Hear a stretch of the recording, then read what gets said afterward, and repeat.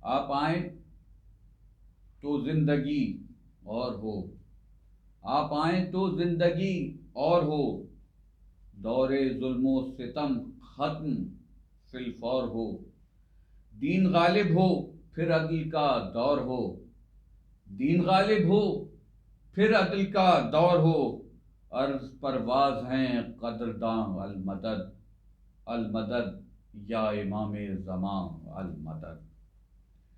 قائم T V کی خصوصی نشریات میں عرفان امام مہدی کے حوالے سے سلسلہ گفتگو جاری رہا۔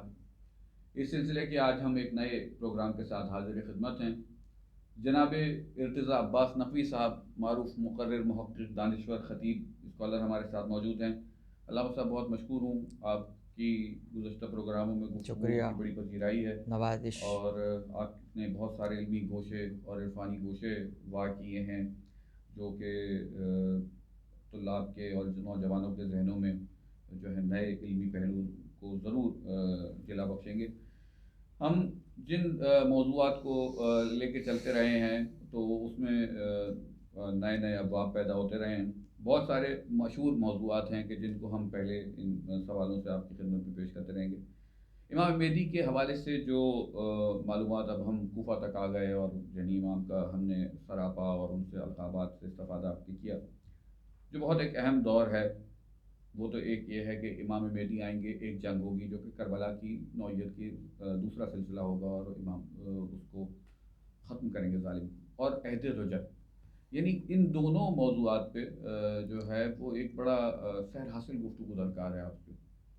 بسم اللہ الرحمن الرحیم۔ رجعت چونکہ یہاں ایک ایسا عقیدے کا ایک حصہ ہے کہ امام فرماتے ہیں کہ جس کا رجعت پر یقین نہ ہو اس کا ہم سے کوئی تعلق نہیں ہے۔ رجعت جو ہے، ہم ظاہر کہ اکثر آیت جو پڑھی جاتی ہے اِنَّ لِلَّهِ وَإِنَّا إِلَيْهِ راجعون، بالکل۔ تو یہ راجعون جو ہے ظاہر ہے کہ پلٹنا خدا کی طرف، تو اسی سے رجعت ہے۔ رجعت کا مطلب یہ ہے کہ ایک مقدس ہستی جو اس دنیا سے رخصت ہو گئی وہ دوبارہ آئے۔ امام مہدی کے لیے رجعت کا لفظ اس لیے نہیں آتا کیونکہ امام زندہ ہیں اور پردہ غیبت میں ہیں، تو رجعت کا لفظ وہاں آتا ہے کہ جہاں آپ موت کے مراحل سے گزر جائیں اور زندہ کیے جائیں دوبارہ۔ تو اگر یہ تصور ذہن میں رہے کہ مرنے کے بعد دوبارہ زندہ ہونے کا نام رجعت ہے، تو یقیناً یہ تصور ہر مذہب میں پایا جاتا ہے اور اس کی مثالیں موجود ہیں۔ شریعت موسیٰ میں واقعہ موجود ہے کہ جب حضرت موسیٰ کوہ طور پہ جا رہے تھے تو بہت سے چاہنے والوں نے یہ کہا کہ ہم بھی آپ کے ساتھ جائیں گے، اور وہی ہوا کہ جب وہ گئے اور ایک ہلکی سی رمق دیکھی تو سارے کے سارے جو ہے وہ مر گئے جلوہ الہی کی جھلک دیکھ کے۔ تو حضرت موسیٰ نے ان کو دوبارہ زندہ کیا، یہ واقعہ قرآن میں بھی ہے اور موجود ہے روایات میں۔ پھر وہ نوجوان کا قتل ہونا اور اس کے زندہ کرنے کے لیے گائے کا لایا جانا اور پھر اس کو ذبح کر کے اس کا گوشت اس پر مارنا اور پھر اس سے اس کا زندہ ہونا، تو یہ بھی رجعت کی مثال ہے۔ پھر حضرت حزقیل کا واقعہ ہے، وہ ایک وادی سے گزرے اور انہوں نے دیکھا کہ ایک بیماری سے ایک پورا شہر تباہ ہو چکا تھا اور اس کو دنیا سے گئے ہوئے کئی سال ہو گئے تھے، ہڈیوں کی شکل میں وہاں انہوں نے جو ہے لوگوں کو دیکھا تو پوچھا کہ مالک تو انہیں کیسے زندہ کرے گا، تو پھر وہ واقعہ جو ہے انہوں نے پانی چھڑکا ان کے اوپر اور وہ سب زندہ ہو گئے، یہ بھی رجعت کی ایک مثال ہے۔ پھر حضرت عزیر کا واقعہ، 100 سال تک ان کا سونا اور دوبارہ زندہ ہو کر آنا، یہ بھی ایک رجعت کی مثال ہے۔ اور اس میں عجیب بات یہ کہ جس عمر میں حضرت عزیر سوئے تھے 100 برس کے بعد اسی عمر میں دوبارہ اٹھے، یعنی وہ 100 برس کا عرصہ جو ہے وہ ان کی عمر پہ اثر نہیں ہو سکا بلکہ وہ اسی طرح واپس لائے گئے۔ تو یہ رجعت کی مثالیں جو ہیں بار بار آئی ہیں، اور اسی طرح پیغمبر کے زمانے میں بھی اور امیر المومنین کے زمانے میں بھی جو ہے وہ یہ سارے معاملات رہے۔ تو اللہ اصل میں چونکہ عادل ہے تو رجعت کا اس لیے نظام رکھا گیا کہ اللہ یہ چاہتا تھا کہ قیامت سے پہلے ظالموں کو دنیا میں عذاب الہی کا مزہ چکھایا جائے، اور امام مہدی جب تشریف لائیں گے اور آپ کے بعد حضرت عیسیٰ آئیں گے، تو اس میں کہا جاتا ہے کہ آئمہ جو آئیں گے ان میں سب سے پہلے امام حسین کی رجعت ہوگی۔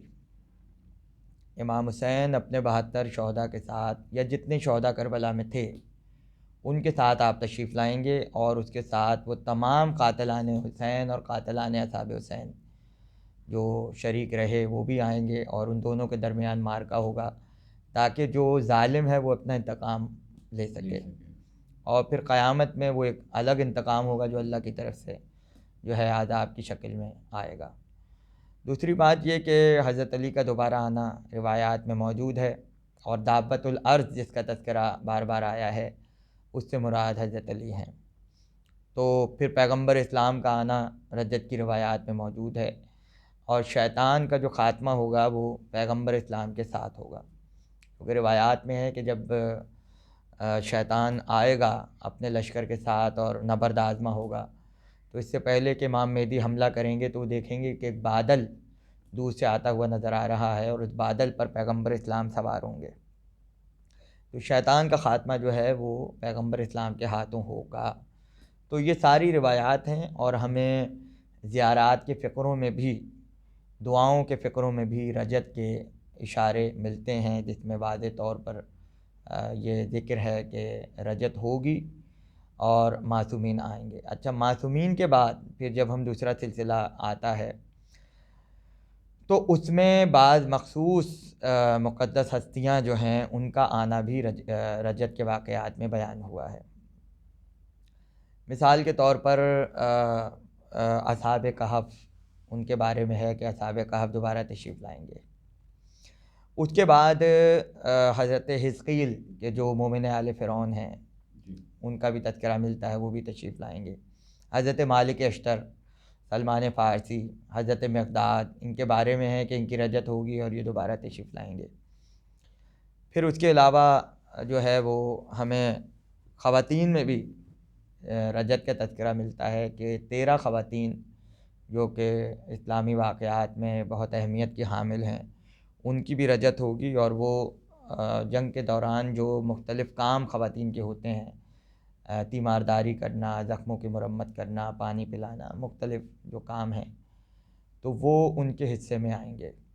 اس میں جو ہے وہ مومن آل فرعون کی زوجہ کہ جس کو بہت ظلم کے ساتھ شہید کیا گیا فرعون کی طرف سے، اس کا بھی ذکر ملتا ہے کہ وہ بھی دوبارہ زندہ کی جائیں گی۔ جناب ام ایمن کا تذکرہ ملتا ہے۔ اس کے علاوہ حبابہ والبیہ کہ جو کہ ایک بہت بڑا کردار ہے، جس نے امام رضا تک کا زمانہ دیکھا۔ امام زین العابدین کے زمانے میں اس کی جوانی پلٹائی گئی، اور پھر اس نے مزید امام علی رضا تک کا زمانہ دیکھا، تو کہتے یہ ہیں کہ امام زمانہ کے آنے پہ اس کو بھی زندہ کیا جائے گا۔ رشید حجری امیر المومنین کے خاص چاہنے والوں میں ہیں، مولا کی محبت میں آپ کو شہید کیا گیا۔ ان کی بیٹی کے بارے میں بھی ہے کہ اس کو بھی جو ہے وہ رجت ہوگی، اور وہ بھی جو ہے وہ امام کے انصار میں شامل ہوں گی۔ علامہ کہ عام مومنین بھی جو اپنی قبروں میں ہوں گے، جب آپ نے جس طرح یہ فرمایا تو سوال ذہن میں ابھرتا ہے کہ ایک عدل کے نظام کے طور پر لوگوں کو سزائیں جاری کی جائیں گی، تو کیا وہ مدعی بھی اٹھائے جائیں گے مومنین؟ یقیناً یہ جو اب یہ تو دیکھیں نا، امام کا انتخاب ہوگا، خدا کا انتخاب ہوگا کہ جو لوگ اس تمنا میں دنیا سے چلے گئے اس معرفت کے ساتھ، اور واقعی ایک جذبہ ان میں تھا، تو وہ یقیناً زندہ کیے جائیں گے اور واپس آئیں گے۔ وہ واپس آئیں گے اور وہ دور دیکھیں گے۔ ایک رجت کے اس حوالے سے ایک سوال یہ ہے کہ یہ تمام ائمہ جب آئیں گے تو کیا یہ عہد آئیں گے؟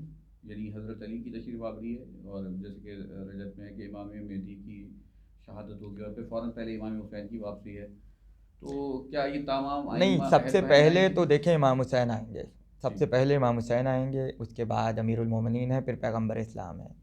اچھا، امام مہدی کی کیونکہ شہادت ہوگی، ایک عورت جو ہے آپ کو زہر دے گی، ایک روایت میں ہے کہ آپ کے سر پہ حملہ ہوگا، ایک روایت میں کہ زہر دیا جائے گا، تو امام حسین غسل و کفن کریں گے امام مہدی کا، اور پیغمبر کے پہلو میں جو ہے امام مہدی کو دفنایا جائے گا۔